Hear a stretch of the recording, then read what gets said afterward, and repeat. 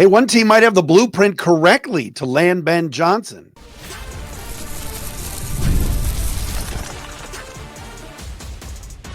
You are Locked On Lions, your daily Detroit Lions podcast. Part of the Locked On Podcast Network, your team every day.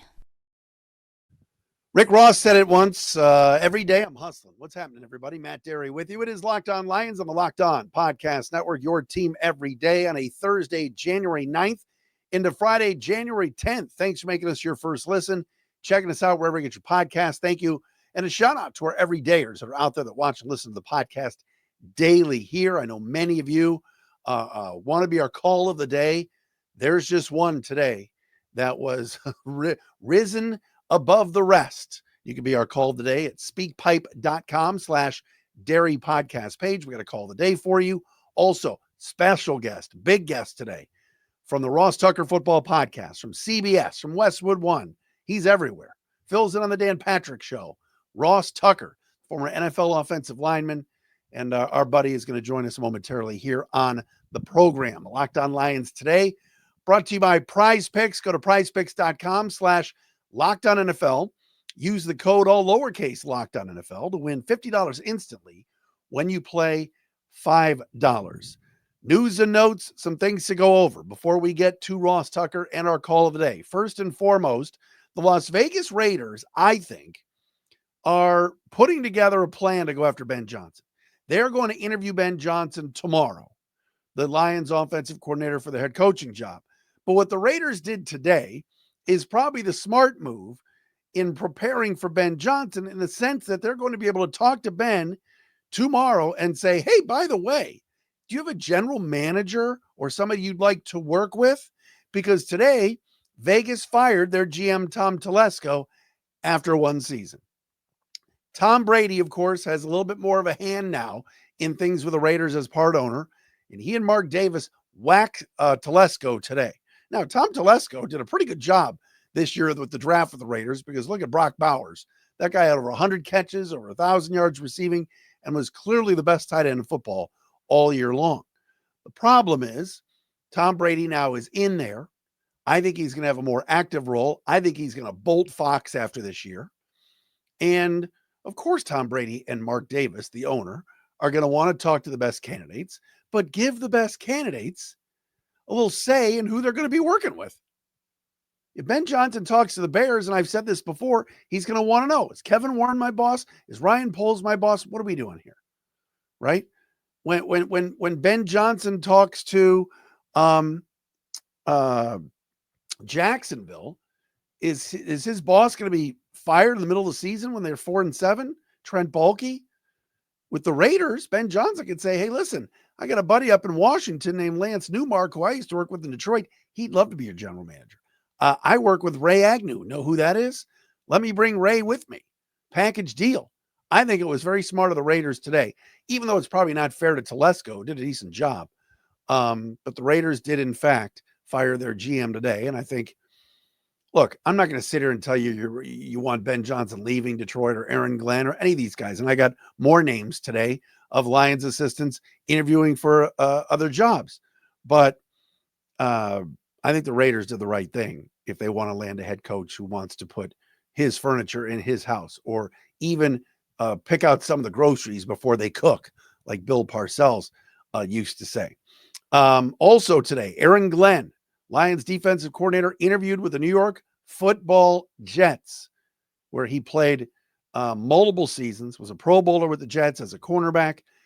Glenn's first interview was today with the Jets. Ironically enough, the New England Patriots reached out and want to interview Glenn, and he said, and declined. So Aaron Glenn talked to the Jets today, said no to the Patriots. Two other notes here. Number one, our guy, and you know we love this man. I think he is the best offensive line coach in the game. Hank Fraley is going to interview this week for the Seattle Seahawks offensive coordinator job. Huge move for Fraley if he's able to land it. He is an excellent coach. He's a great guy. Fraley, Monday morning, got on a flight first thing and went to go see his son play for North Dakota State in the FCS championship game Monday night. I believe they played Montana State and won. So Hank got out and was dad right away on Monday and able to go see his son play, who's a lineman there. But this is a dude that I think has done a whale of a job as offensive line coach. He had interviewed a few years ago, I think down in Cincinnati for their O-line coach job when the Lions coaching staff was in flux. Dan Campbell was able to keep him here. But Hank Fraley, next step up would be to be an OC somewhere and to work with another young coach like Mike McDonald. Keep an eye on that. If the Seahawks take their time in hiring an OC while the Lions are still playing, then we know Fraley, has a really good chance of getting that job. Also, the Niners are looking for a new defensive coordinator as they've demoted Nick Sorensen. Deshae Townsend, who is the Lions defensive backs coach, reportedly interviewed for the Niners D coordinator job today as well. So, we talked about it yesterday. The Lions staff, the front office, the coaching staff, they're being rated, man. When you are the best, and you are one of the best, and I can't believe I'm saying it again, the Detroit Lions, model franchise. When you're the model, people are going to come after your people. So that's why it is so important for this football team to get to the Super Bowl. Seriously, they could be losing a lot of assistant coaches and front office people and everything else. So, but congrats certainly to Hank Fraley, Deshae Townsend, everybody for getting opportunities like this to be able to move up their careers. You're happy for them in that sense. All right, before we get to Ross Tucker, buckle up, everybody. It is time for our call of the day. Again, if you want to go to our SpeakPipe voicemail system, you can at speakpipe.com/dairy podcast page. Today's call of the day is a voice that you might recognize. Longtime famous caller back in the Estonia Wojo days on WDFN. Legend, great guy, Plymouth Jim, checking in today as our call of the day right here on Locked On Lions. Let's take a listen.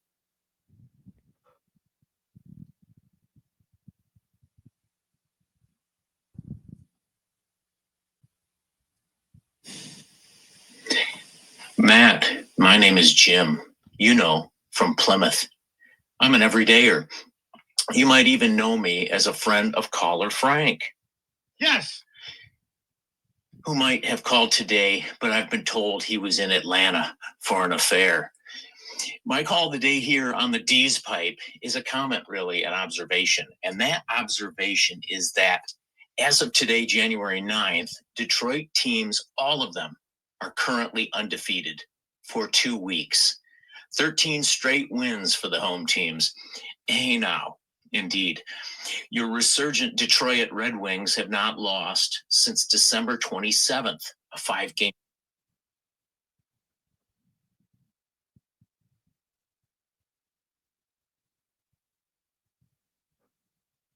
For 2 weeks. 13 straight wins for the home teams. Hey now, indeed. Your resurgent Detroit Red Wings have not lost since December 27th, a 5-game streak. Your Caden Detroit Pistons have been undefeated since December 28th, another 5-game streak. And your Motor City Kitties, formerly the Detroit Liedowns, sometimes the Detroit Rodwoods, and now the Kings of the NFC Norris are undefeated since December 15th. So Detroit versus everybody may be an old bit.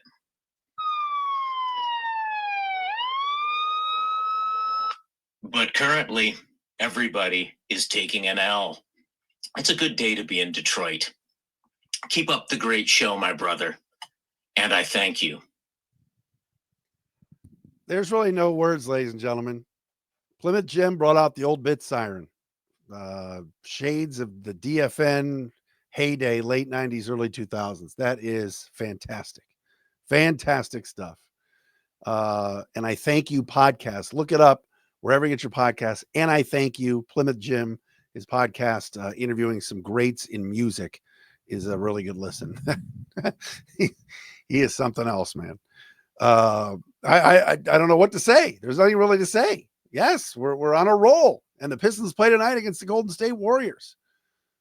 Wow. Just wow. Ross Tucker. There's really nothing to follow up on. That's amazing. Ross Tucker coming up next. But first, Locked On Lions brought to you by Gametime. I love going to live events. I love going to concerts and sporting events, whatever it is. Theater.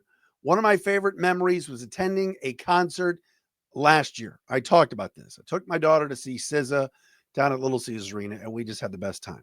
The energy and excitement were unforgettable. And you want to get tickets to stuff like that. The best place to do it is on the Gametime app. Gametime has made it easier to get tickets for your favorite events with their new feature, Gametime Picks. This feature filters out the fluff to show you only incredible deals and great seats, so you don't have to waste time searching through thousands of tickets. All right. Recently, I was looking for tickets for the Lions next week. They're there. If you want them, they're expensive, but hey, you click on there, you check out, the view from your seat, where you want to be, and you compare it with other pricing. And I'm telling you, Gametime's prices are the best. Take the guesswork out of buying tickets with Gametime. Download the Gametime app, create an account, use the code LOCKEDONNFL for $20 off your first purchase. Terms apply. Again, create an account, redeem the code LOCKEDON NFL for $20 off. Download Gametime today. What time is it? It is game time. Everybody knows here on Locked On Lions, I love this man, Ross Tucker, with us. Ross Tucker Football Podcast, CBS Westwood One. What am I leaving out, my friend? It's great to see you. Yeah, those are the important ones, right? For sure. Doing games, TV, radio.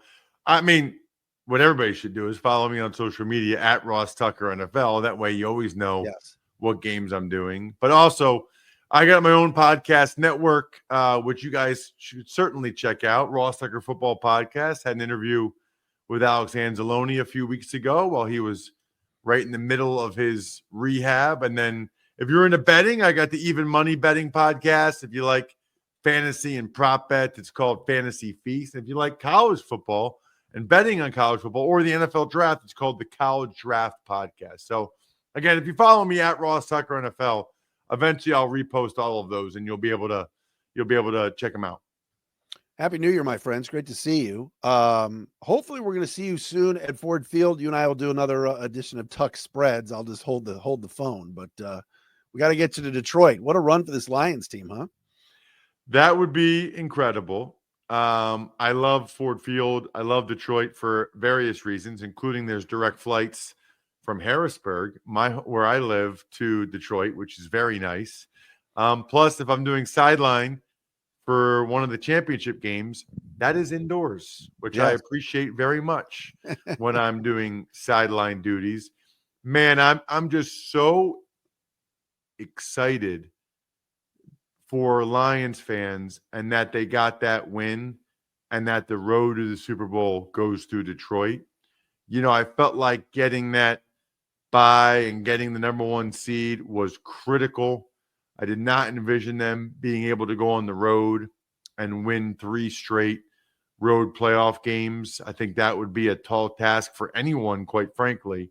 And so I think this gives them a legitimate chance now to be able to go to the Super Bowl for the first time in franchise history, which would obviously be incredible. I think they got a great opportunity to do that. And, we'll probably get into it, but with all these interview requests for Ben Johnson and Aaron Glenn, kind of feels like this is the year. I mean, the Lions will still be good in subsequent years, but it feels like a brain drain is coming. And you can ask the Eagles what that was like for them last year. They took a major step back at both coordinator positions last year. It's why they had a significant drop-off from the Super Bowl year in 2022 to last year's end-of-the-year collapse. They were able to upgrade both those spots this offseason, and now they're one of the best teams in football again. How about your guy, fellow Pennsylvania guy, and I know a buddy of yours, Alex Anzalone? What a difference just him being on the field, Ross, right, for Sunday night against Minnesota. What did you see, and could you believe it that all of a sudden this defense was stopping everybody and 34 was out on the field? Yeah, it kind of gives me chills. We've talked about it before, but I've known Alex since, I don't know, he was 5 or 6 years old, maybe. I think he used to come to my football camp when there was a football camp back in our hometown. It's Wyomissing, Pennsylvania. It's an hour west of Philadelphia. Side note, we've talked about it before, Matt, but neither Alex nor I will ever be the most well-known person from Wyomissing.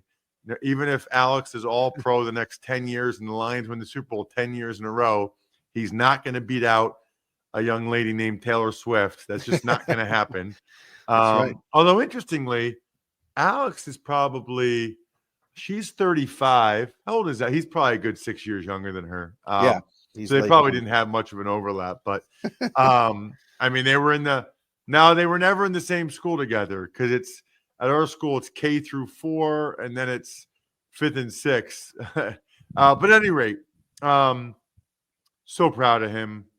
I didn't know if he would ever get to this point in his career because of his injury history. He didn't really start that many games at Florida because he kept getting hurt, including, he had to get multiple shoulder surgeries, broke the forearm. Then in the NFL with the Saints, he had another shoulder surgery. You want to talk about perseverance.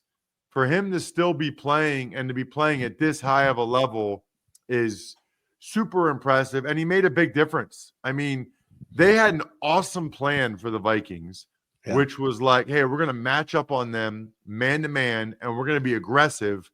And it worked. And it included Alex being all over TJ Hawkinson. I mean, he was all over him. Hawkinson wasn't able to get going. Really none of the Vikings were able to get going because I think they were a little bit rattled by just how aggressive the Lions were with their press man coverage, getting hands on them, getting physical. And I think Alex being able, there aren't a lot of off-the-ball backers, Matt, that are able to play man-to-man coverage against a tight end like Hawkinson, right? Like, if you're the Vikings and you have a linebacker covering Hawkinson, you're thinking that is our matchup. That's the guy. Right. Usually he should need to have a safety on him. But Alex did the job.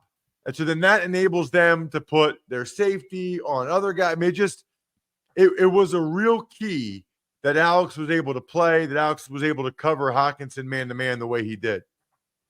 What about Amik Robertson and Justin Jefferson? You've been in these rooms with the coaches and meeting rooms. Is it ever brought up like, look, just grab, clutch, and hold? They're not going to call every time. They're just not. It's almost like physicality in the NBA back in the day. Did you look at how Amik and Justin Jefferson went? And Jefferson said he was held all game, and Robertson said I was just playing physical. Like, how do you look at that? Well, first of all, I love Amik Robertson. I actually did one of his games, Matt, believe it or not, when he was at Louisiana Tech. Yeah. And I could tell, I was like, okay, this guy is short, but he is a straight up baller. I mean, just incredible instincts, tenacity, feistiness, all those things. And very clearly, the Lions said, we are willing to accept a couple of holding penalties. Sure. We're willing to accept that. Other teams have had this philosophy for years. The Patriots have done it at times. You think about when they played the Greatest Show on Turf or when they played Peyton Manning and the Colts. Let's just get handsy. Let's get up in their face. They're not going to throw a flag every play. And even if they do throw a flag, it's 5 yards. It's not the end of the world. If it's a flag for holding if it's a flag for holding, it's a 5-yard penalty. That doesn't hurt you that much. It's not like it's an interference down the field. I thought it was a really, really smart game plan from Aaron Glenn that worked to perfection. And Robertson on Jefferson was a big part of that. Ross Tucker with us at Ross Tucker NFL, Ross Tucker Football Podcast, Westwood One, CBS, NFL analyst, and college as well. He's had a very, very busy fall. Love talking to him. You look at just the way the offense played and certainly kind of woke up in the second half. But how about this Jahmyr Gibbs? I mean, 20 touchdowns on the year. Should we talk about defensive, rookie or defensive player of the year, maybe Kirby Joseph? But what about offensive player of the year? Jahmyr Gibbs, all of a sudden, he might end up getting a ton of votes. Had a fantastic year. And it's interesting. Obviously, he was amazing in that game. And that was a tremendous pick. Yet another tremendous pick by the Lions. Unbelievable job that they've been able to do with their recent draft choices. And we've talked about it before, but Brad Holmes knows what a football player looks like, and he cares not for your positional value, right? Like running back, linebacker, tight end, he's going to take them, and he's going to nail those picks. So the thing I think is interesting about Gibbs right now is, the reports are that I think Dan Campbell expects David Montgomery to be back for the divisional round, which is great. You want David Montgomery back for what he provides. I do think, interestingly, that there is some value in what Gibbs has brought to the table, getting more touches. Oh, yeah. That's going to be something that they need to balance and figure out a little bit, is what they want to do with Gibbs's workload. He's just a more dynamic player. And as Brad Holmes said, he's an offensive weapon. And so the reality of it, it's like the more times you can get the ball to Jahmyr Gibbs, the better. Plus, David will be working his way back from that injury. I would think Montgomery has a specialized role in that divisional round. Maybe it's more short yardage, goal line. Maybe he just gets a few touches. But I would think that they would still want Gibbs carrying the load because he's been so good doing it. More with Ross Tucker coming up next. I want to ask him about Ben Johnson. I want to ask him about round 2 and maybe who he thinks the Lions should be rooting for this weekend. We'll do that next here on a Thursday Locked On Lions.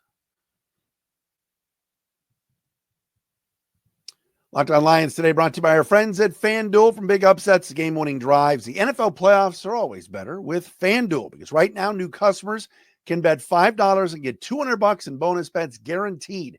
That's $200 in bonus bets, win or lose. The FanDuel app gives you everything you need for live bets, same-game parlays, and so much more. Go to that website at FanDuel.com to join today.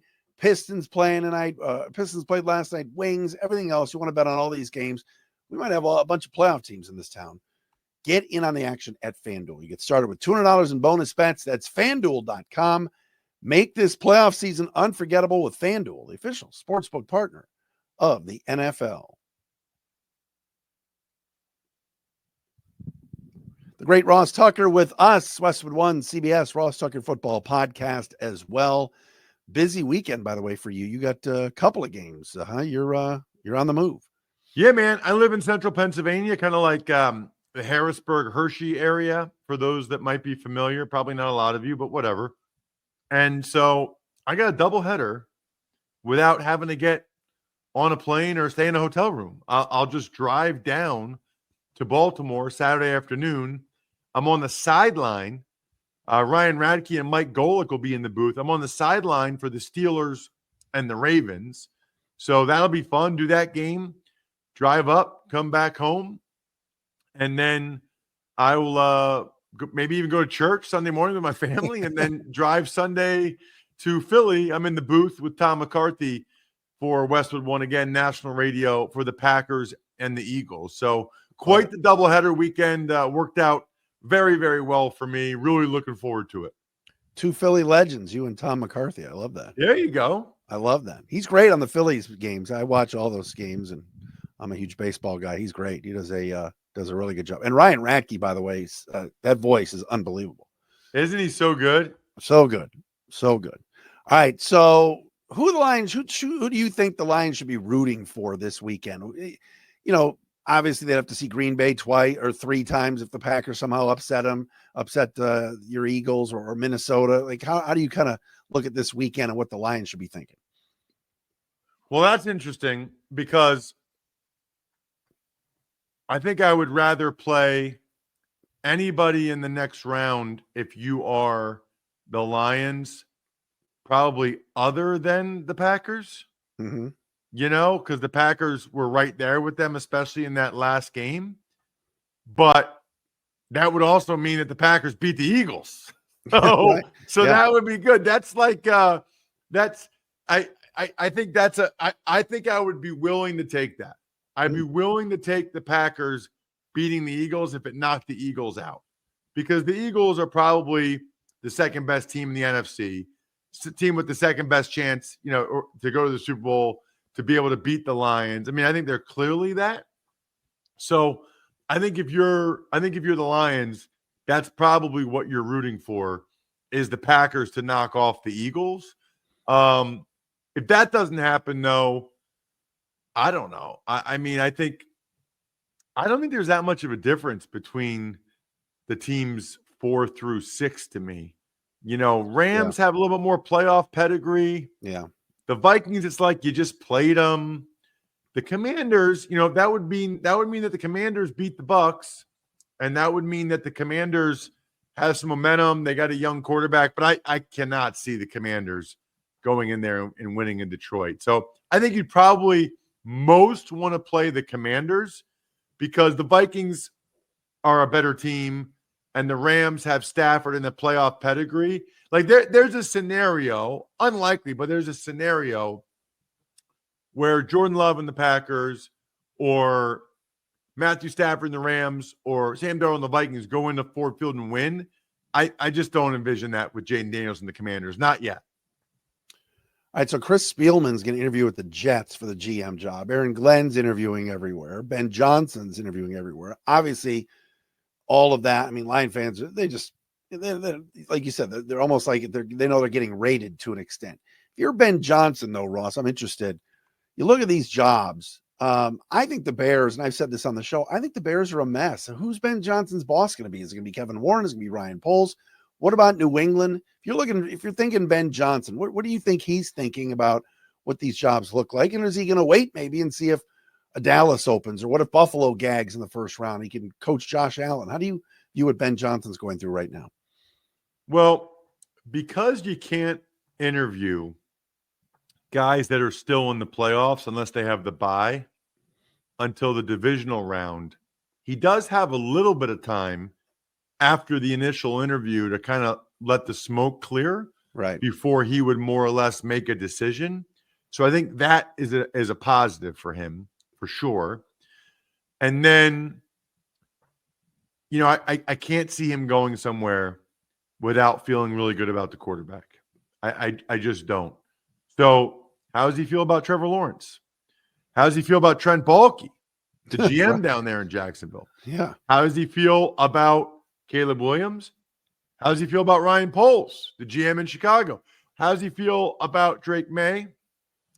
My sneaky suspicion is that he really likes Drake May, right? Ben Johnson, North Carolina guy. Did he go to North Carolina? I think he did, maybe. Yes. Mm-hmm. And so New England has some attractive things, but then they kind of kept their de facto GM and Elliott Wolf. What kind of relationship do they have? I mean, I guess what I'm saying is I don't see like a perfect situation for him where there's a quarterback, but also he could have some input into who the GM would be.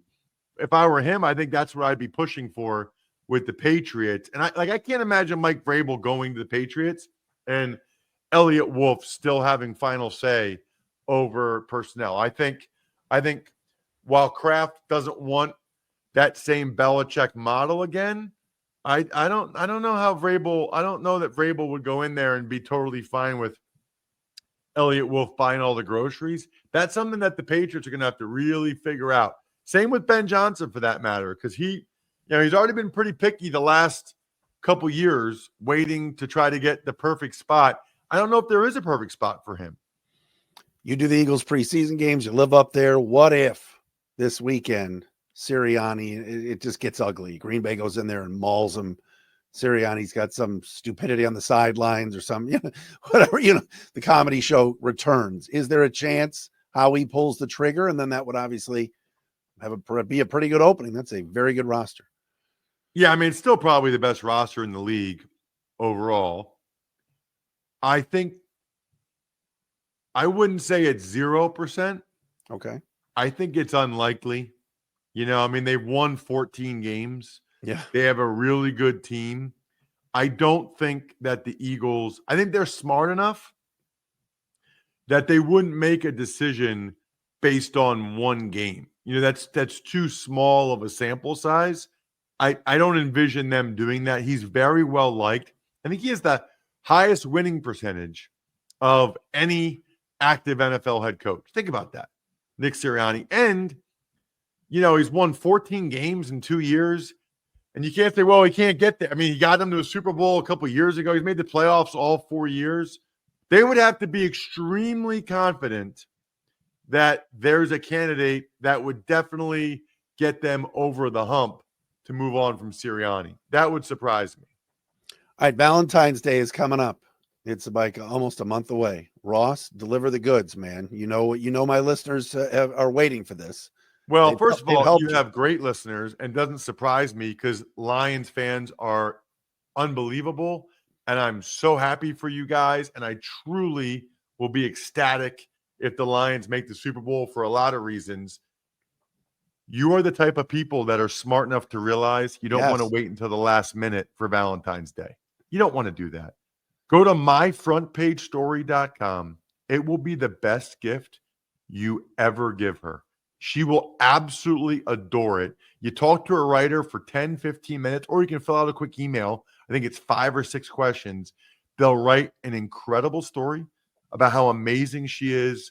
When she opens it up and you can say, honey, I wanted something special. I had a story written about you. That's like the most romantic sounding thing of all time. Had a story written about you? Yes. Absolutely incredible. And then the quotes in there, the pictures of her with the kids and you, and the quotes from you and the kids about how amazing she is. She will cry. You will win. She'll have it hanging up in the house forever.